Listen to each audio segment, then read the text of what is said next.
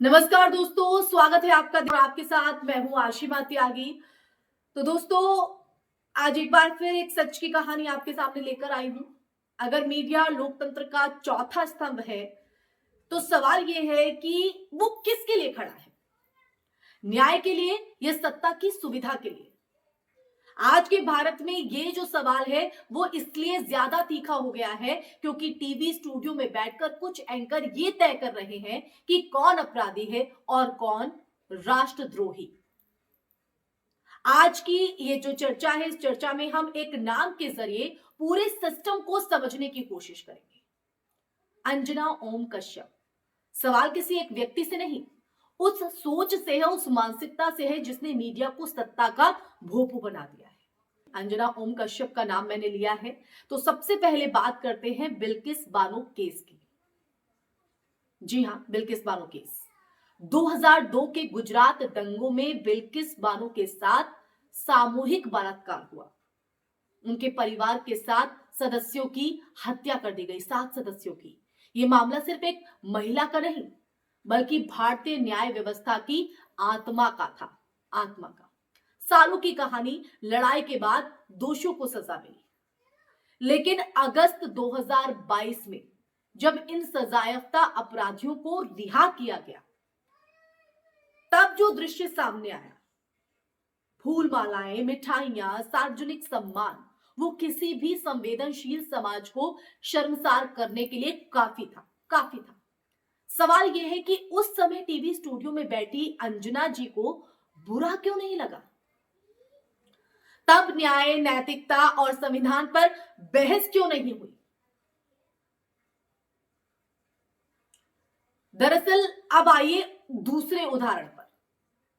सजायाफ्ता आतंकवादी भावेश पटेल को जमानत मिलने पर माला पहनाकर लड्डू खिलाए गए। इस तरह से खुशी का इजहार किया गया। दोस्तों, एक ऐसा व्यक्ति जिसे अदालत दोषी मान चुकी है, उसके स्वागत को समर्थकों की भावनाएं कहकर सामान्य बना दिया गया।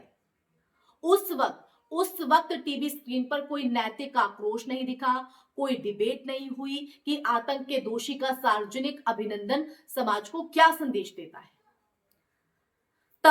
तब मीडिया की जुबान जैसे तालू से चिपक गई थी। और यही नहीं, मॉब लिंचिंग के आरोपियों के स्वागत के दृश्य भी देश ने देखे दोस्तों। जी हां, देश ने देखे हैं। कहीं उन्हें गौरक्षक बताया गया, कहीं गलतफहमी का शिकार। और कई मामलों में अदालतें अभी फैसला भी नहीं कर पाई। लेकिन मीडिया ने पहले ही क्लीन चिट दे दी। तब भी गोदी मीडिया को बुरा नहीं लगा, तब भी नैतिकता छुट्टी पर थी। इसलिए ये सवाल खड़े होते हैं दोस्तों। मैंने ये कई उदाहरण आपके सामने रखे हैं। अब आते हैं गुलफिशा फातिमा पर, जिनकी वीडियो बहुत आजकल चर्चाओं में है, वायरल हो रही है। 5 साल बाद जेल से बाहर आती हैं एक छात्र कार्यकर्ता जिसके खिलाफ आज तक आरोप तक तय नहीं हो पाए हैं। आरोप, ना कोई सजा, ना कोई दोष सिद्ध हुआ है। फिर भी टीवी पर वीडियो चलाए जा रहे हैं, सवाल उछाले जा रहे हैं, मानो कोई सिद्ध अपराधी बाहर आया हो। यही वो बिंदु जहां मीडिया का दोहरा चरित्र पूरी तरह बेनकाब हो जाता है। दोषियों के लिए चुप्पी, बिना दोष सिद्ध लोगों के लिए ट्रायल बाय मीडिया। यह फर्क यूं ही नहीं है, यह फर्क विचारधारा का है, सत्ता से नजदीकी का है। जिनका अपराध सत्ता की राजनीति के अनुकूल है वो संस्कारी हो जाते हैं, और जो सत्ता से सवाल पूछते हैं वो खतरनाक घोषित कर दिए जाते हैं, जैसा कि गुलफिशा के साथ। यही कारण है कि एक तरफ जो बलात्कारियों को, आतंक के दोषियों पर संवेदना दिखाई जाती है, और दूसरी तरफ एक छात्र आंदोलन से जुड़े युवाओं को राष्ट्र के लिए खतरा बताया जाता है। असल में देश का भत्ता बैठाने में, जी हां, भट्टा बैठाने में, यानी लोकतंत्र को खोखला करने में सबसे बड़ा रोल अगर देखा जाए तो इन्हीं गोदी मीडिया एंकर्स का है। ये न सिर्फ खबर दिखाते हैं बल्कि दर्शकों को ये भी सिखाते हैं, ये उनके मन में भर देते हैं कि किस पर गुस्सा करना है और किस पर नहीं। दोस्तों, ये पत्रकारिता नहीं है, ये प्रोपेगेंडा है, एक नैरेटिव है। ये संविधान की भाषा नहीं, सत्ता की भाषा है। तो दोस्तों यही वो पॉइंट है जो मीडिया के दोहरे चरित्र को पूरी तरह से बेनकाब कर देता है। दोषों के लिए चुप्पी, बिना दोष से धोए लोगों के लिए ट्रायल बाय जो मीडिया है वो यहां पर चला दिया जाता है, एक नैरेटिव सेट कर दिया जाता है, बड़ी बड़ी डिबेट्स हो जाती हैं। तो ये कहीं ना कहीं साफ तौर पर दिखाता है, दर्शाता है कि विचारधारा में फर्क है। ये सत्ता के भोपू बन चुके हैं। जो सत्ता के अनुकूल है वो ठीक है, और जो सत्ता से सवाल पूछ रही है, सत्ता के विरोध में खड़ा हो जाए तो वो देशद्रोही बन जाता है। और यही वजह है दोस्तों, यही वजह है कि आज अगर मीडिया, पत्रकारों की हम बात करें, जो गोदी मीडिया है उनकी बात करें, तो सवालों के घेरे में खड़ी हो जाती है। और लोकतंत्र के चौथे स्तंभ की अगर हम बात करें तो वो कहीं ना कहीं कमजोर होता हुआ दिखाई दे रहा है। क्योंकि असली पत्रकारिता ये नहीं होती कि आप किसी पे सवाल खड़ा कर दो या किसी को भी अपराधी बना दो। असली पत्रकारिता होती है सच को दिखाना, जनता को जागरूक करना। तो इसीलिए दोस्तों ये कहा जाता है कि जो प्रोपेगेंडा के तहत एक नैरेटिव सेट किया जाता है, ये संविधान की भाषा नहीं है, सत्ता की भाषा है। तो सवाल खड़े होते ही हैं दोस्तों। तो दोस्तों आज सवाल अंजना जी से नहीं है, सवाल हमसे है, खुद से है।